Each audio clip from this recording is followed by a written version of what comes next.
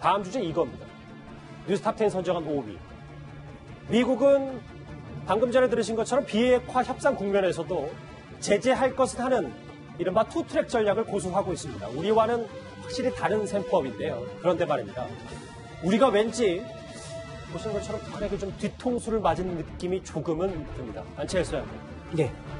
한 언론에 따르면 북한이 중국산을 무려 80만 톤을 지원받기로 했다라는 보도가 나왔습니다. 네, 이 80만 톤은 큰 양입니다. 우리가 뭐 5만 톤, 8만 톤 얘기를 했는데, 그러니까 왜 북한이 우리가 주겠다는 쌀에 대해서 저렇게 찬 그 냉기를 보였는가 하는 게 이제 실제 드러나는 얘기인데, 북한이 연간 쌀 소비, 식량 소비량이 이제 한 460만 톤 내지 500만 톤인데, 그에 80만 톤이 들어간다는 건 거의 한 5분의 1에 해당하는 거 아니겠습니까? 어마어마한 양이네요. 어마어마한 양이기 때문에 지금 뭐 김숙일 군 청정지국장이 베이징에 가 있고, 뭔가 그 전에 중국의 어떤 언지를 받았기 때문에 우리 대한민국이 준다는 쌀에 대해서 큰 소리치고 안 받겠다고 이렇게 하지 않았는가. 이게 드러나고, 결국 저것은 단지 식량의 문제가 아니라 안보, 경제 면에서 중국에 의존하는 소위 북한이 말하는 새로운 길, 소위 윤곽을 드러내고 있다는 점에서 관심이 높은 것입니다. 그러게요. 태영호전공사는 쌀과 관련해서 여러 가지 것들에 대해서 이렇게 분석을 했었습니다. 가장 위급한 순간에 중국이 북한의 산소호흡기를 달아준다고 말입니다.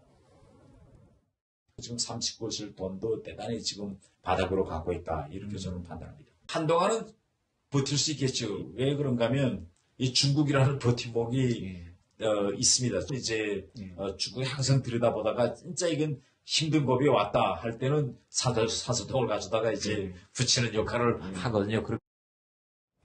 그러게 저 산소통이 거의 쌀 80만 톤이라고 좀 비율을 좀 해봤으면 좋겠는데, 이현주 의원님, 이렇게 되면 북한이 확실히 중국이라는 뒷배를 만나서 쌀까지 지원받는 마당에 앞으로 더 세게 말과 행동을 나올 가능성이 크지 않겠습니까? 그러니까 결국 이제 가뭄의 단비처럼 사실 이 80만 톤이라는 것 자체가 굉장히 큰 양의 지금 쌀인데요. 어떤 면에서 보면 북한 입장에서는 버틸 수 있는 식량을 마련한 거 아니겠습니까?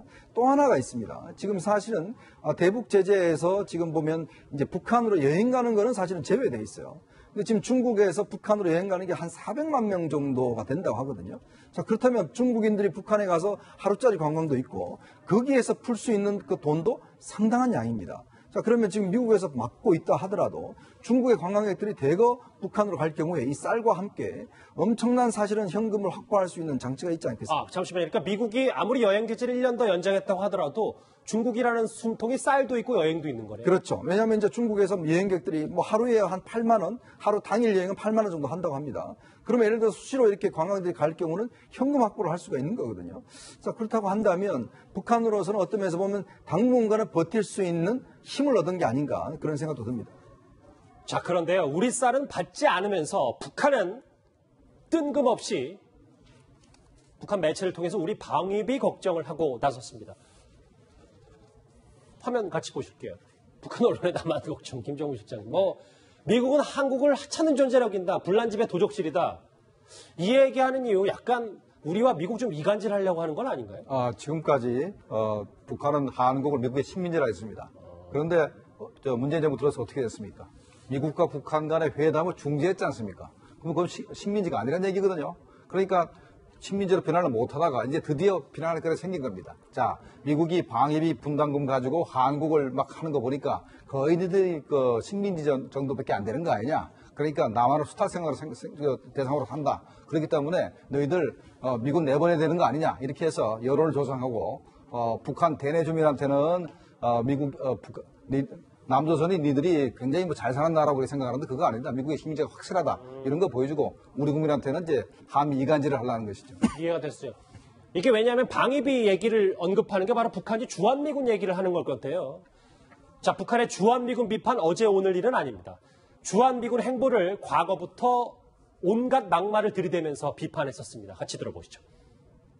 미제 침략군의 핵 항공모함 로날드 레가노가 기어든 부산에서 반미 반전 투쟁이 전개됐습니다. 양키는 제 집으로 돌아가라 라는 구호판들을 둔 투쟁 참가자들은 기지 정문 밖으로 나오고 있던 미제 침략군 놈들의 앞을 가로막고 여기는 너희들의 놀이터가 아니다. 미군들아 반미 시위는 처음이지 등을 외치며 강력히 항의했습니다. 격로한 반발에 부딪힌 미제 침략군 무리는 항의자들과 눈도 마주치지 못하고 기지 안으로 뺑소니 쳤습니다. 참 저 과거 목소리부터 지금까지 방위비 인상 얘기까지 언급하는 거 보면 북한 입장에선 이 주한미군이 정말 눈에 가신 것 같습니다. 그러니까 6.25 이후에 북한의 대남 전략의 첫 번째가 바로 주한미군 철수인데 북한이 핵으로 무장한 이유도 바로 주한미군을 철수시킨 게 바로 이제 목적이거든요. 그러니까 일단 핵으로 무장했으니까 주한미군을 철수시켜야 되는데 현재 미국과 북한 간의 회담을 통해서 비핵화 과정에서 어떻게 잘만 하면은 주한미군을 내버릴 수 있다라는 그 확신을 좀 가지고 있는 겁니다. 거기다가 또 방위비 분담금 문제가 나왔으니까 이걸 잘만 하면은 한국 국민의 감정도 이용해가지고 주한미군을 철수시켰다라는 목적을 현재 현실화하고 있는 겁니다. 자, 그런데 이 막말 얘기, 지난주 문재인 대통령을 겨냥한 것과 박지원 의원을 향해서 혓바닥이라는 과거 원색적인 표현을 썼던 것도 다 기억을 하실 겁니다, 여러분도. 2016년에 박근혜 정부 때는 지금보다 훨씬 더 심각했는데요. 대통령의 실명 비난까지 했었습니다. 그 얘기 한번 같이 듣고 오실까요? 얄팍한 입술을 함부로 노려대며 그 무슨 북정권 교체이니 참수 작전이니 뭐니 하면서 지금 박근혜 역도가 그 어디 혼돈을 팔 새가 있습니까? 남조선 사이가 언제 무너져 내릴지 모르는 데다가. 자, 이렇게 한번 보실까요? 어제도 저희가 짚어봤듯이 다 읽진 않겠습니다. 박지원 의원을 비판했던 북한, 그리고 문재인 대통령과 우리 정부에 대해서 이 평화 경제를 얘기한 거에 대해서 이렇게 비판했었는데 상상을 초월하는 이런 막말들을 계속해서 고안해내는 이유는 바로 북한의 괴벨스라고 불리는 김기남 그리고 김정은 위원장의 여동생 김여정이 있습니다.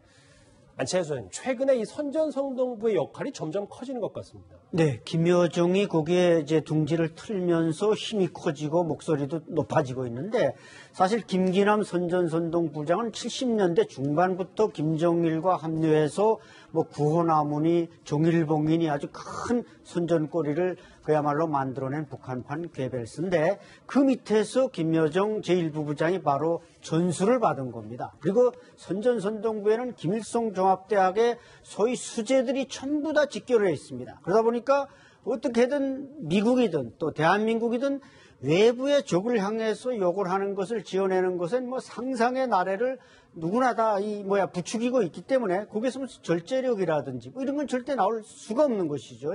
그래서 최근에 이제 우리 대한민국이 뭔가 남북 관계나 북미 관계 중재도 많이 하고 노력을 많이 했음에도 불구하고 지금 북미 관계에 매달리면서 우리 대한민국 정부를 일종의 새로운 외부의 적으로 선정을 해서 비난의 화살을 날리고 있는 겁니다. 지금 쌀도 우리 거 안 받고 중국 거를 받고 있고 저렇게 막말도 점점 더 수위를 높아가고 있고 정리를 해보면 이현정 의원님, 우리가 근데 어제 문재인 대통령이 이제 남북 관계에 대해서 유리그릇 다루듯이 좀 신중해야 된다고 얘기했는데 이런 계속된 유화책이 필요한지 아니면 아까 첫 번째에서 짚어봤던 미국처럼 좀 양동작전이 필요한지 좀 어떤 게 낫다고 보세요? 그러니까 김대중 대통령 시절에도 보면 그때도 보면 사실은 햇볕 정책을 했지만 서해 교전이라든지 북한의 침략에 대해서는 굉장히 강하게 응징을 한 측면이 있습니다.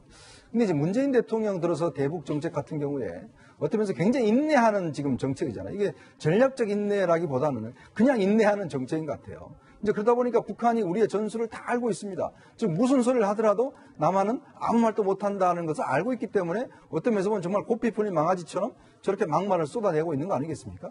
그러니까 예를 들어서 지금 우리가 이 문재인 정부 들어서서 3차례나 남북 정상회담을 했어요. 자, 그런데도 불구하고 지금 대통령에 대해 저런 이야기를 하는 것은 앞으로 예를 들어서 다시 남북이 만나서 회담을 하더라도 그 이후에 만약에 깨어버린다든지 또 이야기한다 하면 우리가 대응할 수 있는 방법이 없습니다. 그러니까 이런 면에서 본다면 협상이란 게요. 어떤 원칙이 굉장히 중요하거든요. 어떤 좀 우리 입장을 명확히 밝혀두는 게 그 다음에 협상을 위해서 굉장히 유리할 수가 있습니다. 즉 북한이 저렇게 막말한 데서 우리가 아무 말 하지 않으면 북한은 또 할 겁니다. 또 만나서 또 좋은 이야기 하다가 돌아가서 또 이야기를 할 거거든요. 그걸 사전에 방지하기 위해서는 이런 말이 한 번 나왔을 때 좀 강하게 대응하는 필요가 있는 거죠. 그게 하나의 중요한 협상 전술이거든요. 예. 근데 지금 대통령부터 시작해서 정부가 아무 말도 못하고 있으면서 유리할 게 듯이 조심해야 된다라고만 하고 있으니까 북한의 막말은 정말 끝이 없는 것 같습니다. 첫 번째, 두 번째, 미국, 중국, 북한, 우리로 이어지는 외교안보 소식 차례로 짚어봤습니다.